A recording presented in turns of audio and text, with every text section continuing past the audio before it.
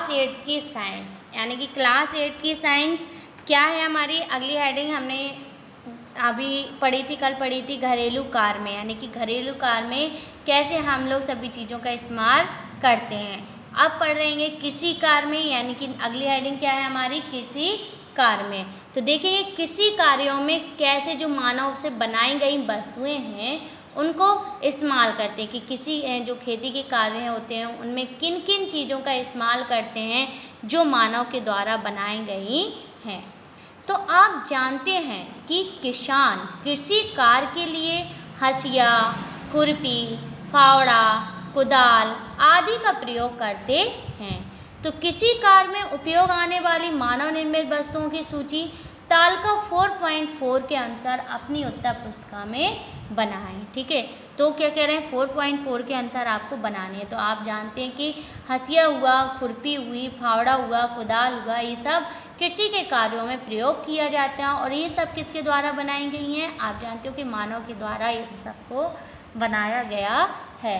अब आपको ये तालिका भी भरनी है कि खुरपी और कल्टीवेटर, हंसिया, फावड़ा, थ्रेशर, ट्रैक्टर, कीटनाशक दवाइयाँ, हैरो, हार्वेस्टर, प्लागू। तो आप और भी चीज़ें जो आपको आती हैं उनको इनमें फिल कर सकते हैं जो कृषि के कार्यों में मानव निर्मित वस्तुओं का इस्तेमाल होता है। खेत जोतने, फसल काटने, सिंचाई करने, मड़ाई करने आदि कृषि कार्यों में अनेक उपयोगी मानव निर्मित वस्तुओं का उपयोग किया जाता है। यानी कि खेतों को जोतने के लिए ट्रैक्टर का, फसल को काटने के लिए हंसिए का और थ्रेशर मशीन का, इन सब का इस्तेमाल होता है। ठीक है, सिंचाई के कह रहे हैं, सिंचाई करने के लिए हम लोग किसका इस्तेमाल करते हैं, ट्यूबवेलों का इस्तेमाल करते हैं। मड़ाई करने आदि कृषि का अनेक उपयोग में मानव निर्मित वस्तुओं का उपयोग किया जाता है। अगली हेडिंग हमें क्या दी है, औषधियों में, यानी कि दवाइयों में कौन सी मानव निर्मित वस्तुओं का इस्तेमाल किया है, जो मानव ने वस्तुएं बनाई हैं दवाइयों में कौन से इस्तेमाल किया जाता है। तो बीमार पड़ने पर आप क्या लेते हैं, बीमार पड़ने पर आप आम तौर पर क्या खाते हैं, दवाइयाँ यानी औषधियों का उपयोग करते हैं।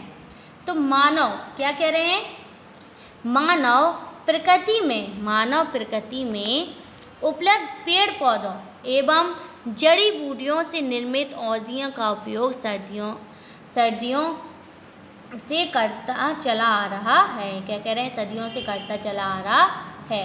आजकल अनेक रोगों से संबंधित औषधियों का भी निर्माण विभिन्न रसायनों से भी किया जाता है। क्या कह रहे हैं कि अब जो रासायनिक होते हैं यानी कि केमिकल जो पदार्थ होते हैं उनका भी दवाइयाँ बनाने में इस्तेमाल करने लगे हैं।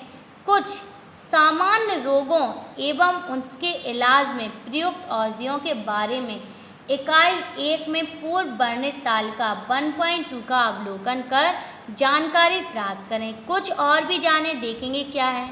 अनेक असाध्य रोग जैसे टीबी, तपेदिक, हैजा, निमोनिया, मियादी बुखार आदि रोगों को भी क्या कह रहे हैं, एंटीबायोटिक या जैव प्रतिरोधी दवाएं आज के युग में निर्मित कर ली गई हैं। ठीक है, तो किसी औषधि का उपयोग करने से पहले चिकित्सक डॉक्टर की सलाह लेना आवश्यक है। परामर्श के बिना किसी भी औषधि का उपयोग हानिकारक सिद्ध हो सकता है। यानी कि अगर बिना पूछताछ करे आप डॉक्टर की सलाह से दवाई ले लेते हैं और फिर वो क्या हो जाती है, इन्फेक्शन कर जाती है। इसलिए क्या कह रहे हैं कि बिना डॉक्टर की सलाह लिए हमें दवाइयों को नहीं खाना चाहिए। अगली हेडिंग हमें क्या दी गई है, संश्लेषित रेशे।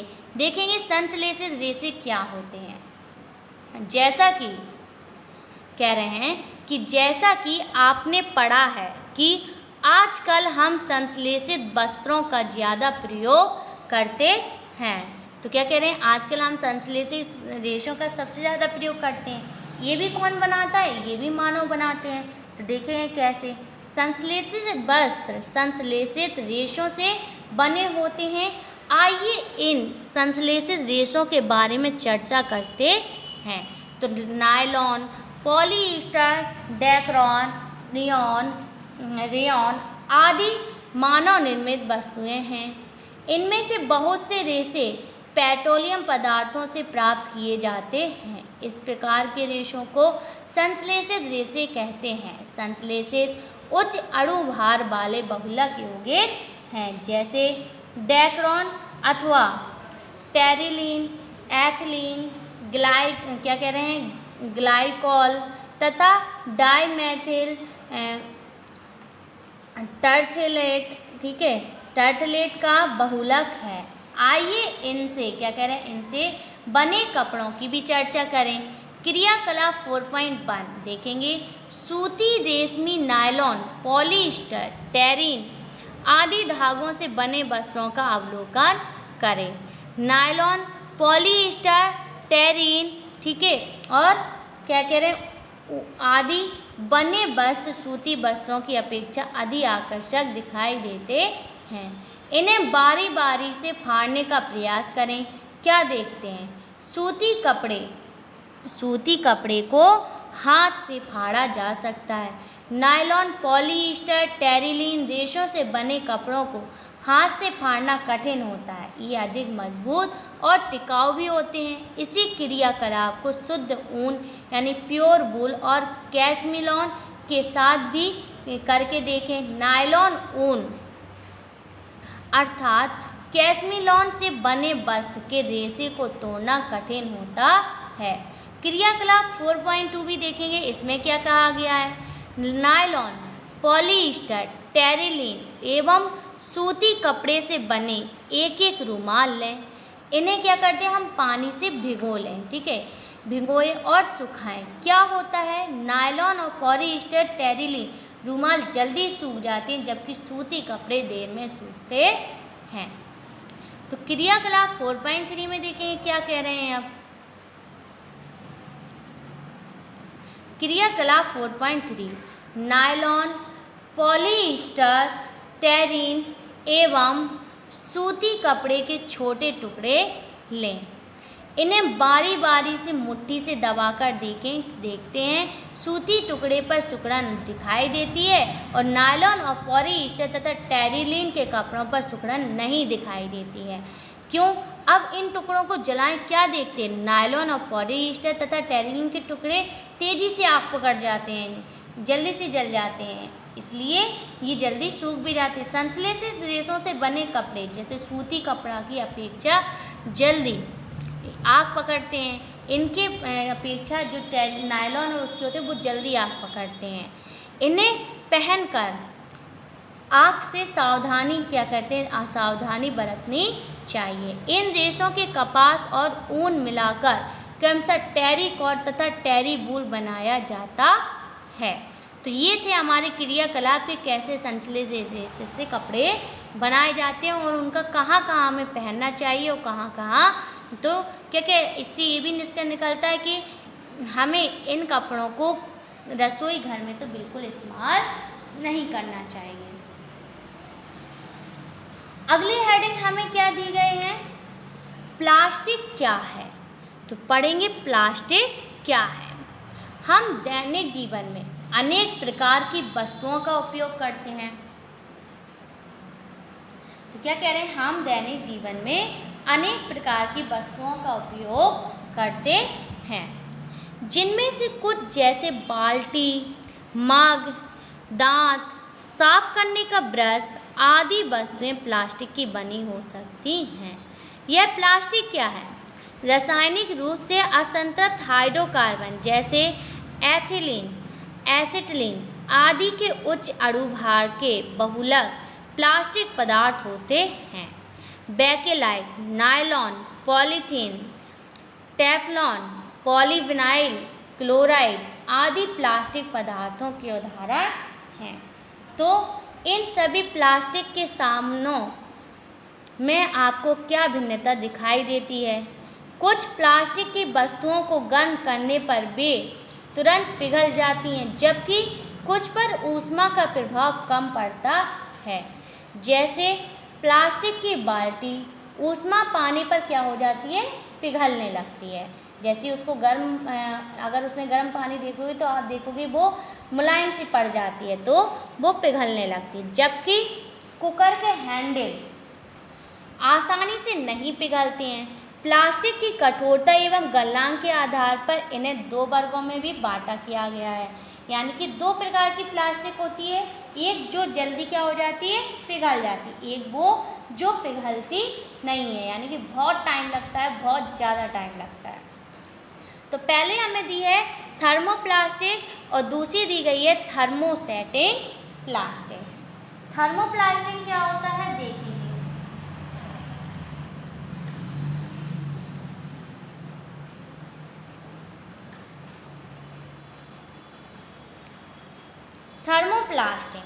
थर्मोप्लास्टिक वो प्लास्टिक होती है जिसको हम लोग क्या कर सकते हैं, गलाकर उसको दूसरा शेप भी दे सकते हैं, दूसरे आकार की चीज़ भी बना सकते हैं। तो देखेंगे इस प्रकार के प्लास्टिक गर्म करने पर मुलायम हो जाते हैं और जब इन्हें ठंडा किया जाता है तो क्या कह रहे हैं, तब एक कड़े हो जाते हैं।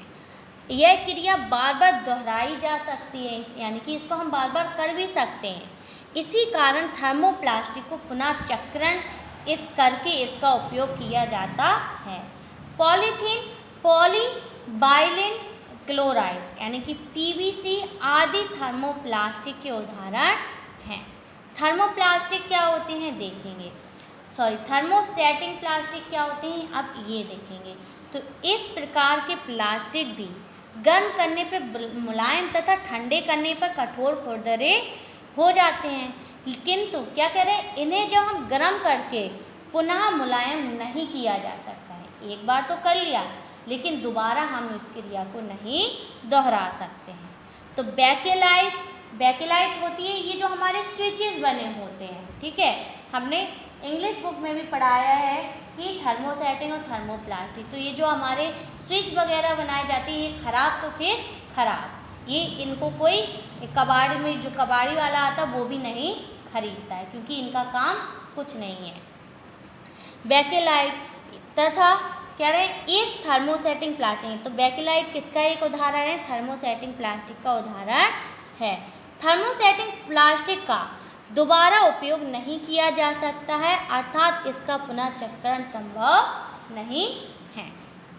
अगली हेडिंग हमें क्या दी है कि प्लास्टिक की उपयोगिता क्या है, प्लास्टिक का हम लोग क्या क्या उपयोग करते हैं। तो प्लास्टिक की उपयोगिता, क्रिकेट खेलने के लिए, क्या कह रहे हैं, क्रिकेट खेलने के लिए जिस गेंद का उपयोग आप करते हैं वह सामान्यतः किस पदार्थ की बनी होती है, किस पदार्थ की बनी होती है, गेंद सामान्यतः प्लास्टिक या कॉर्क की बनी हो सकती है।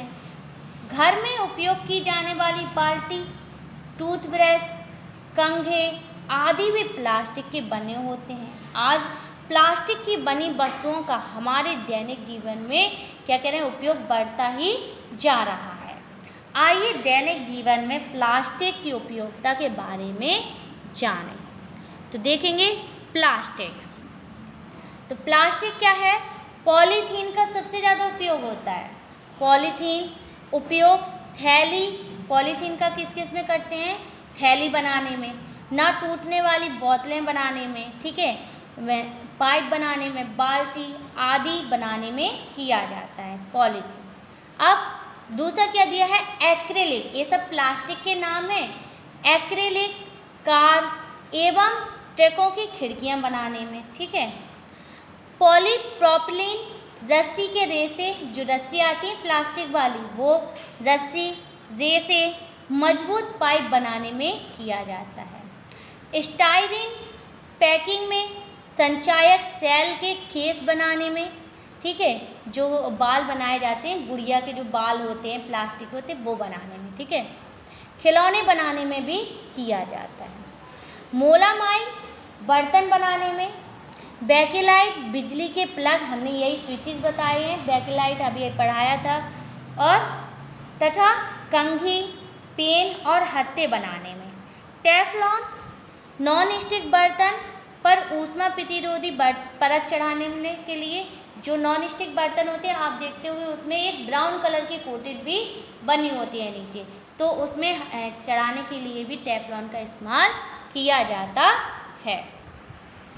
अगली हेडिंग हमें क्या दी गई है? कांच। क्या दी गई है? कांच। तो कांच क्या है? दिए गए चित्र, हमें चित्र दिया गया है कि दिए गए चित्र का अवलोकन करें, इसमें दिखाई देने वाले वस्तुएं के निर्माण में अधिकांशतः किस पदार्थ का उपयोग किया गया है? इन वस्तुओं के निर्माण में कांच का उपयोग अनेक रूपों में किया गया है। तो इसका उपयोग खिड़की के शीशे, वैज्ञानिक उपकरण तथा कांच के बर्तन आदि बनाने में किया जाता है। कांच की पारदर्शिता के गुण के कारण इसका उपयोग प्रकाशिक यंत्र एवं लेंस के निर्माण में किया जाता है। कांच क्या है? कांच क्या है देखेंगे। कांच कोई यौगिक नहीं है, क्योंकि ये किसी से मिलकर नहीं बना होता है, तो ये कांच कोई यौगिक नहीं है। कांच धातुओं के सिलिकेटों का विलयन होता है, यानी कि ये मिश्रण होता है। साधारण कांच, क्या कह रहे हैं? साधारण कांच सिलिका, सोडियम सिलिकेट और कैल्शियम सिलिकेट का मिश्रण होता है। कांच का निश्चित गलनांक नहीं होता है, कांच की क्रिस्टलीय संरचना भी नहीं होती है। अब कह रहे हैं गर्म करने पर, क्या कह रहे हैं? गर्म करने पर वह नम्र हो जाता है और द्रव में बदलकर बहने लगता है। यही कारण है कि कांच को ठोस ना करके क्या कह रहे हैं? कांच को ठोस ना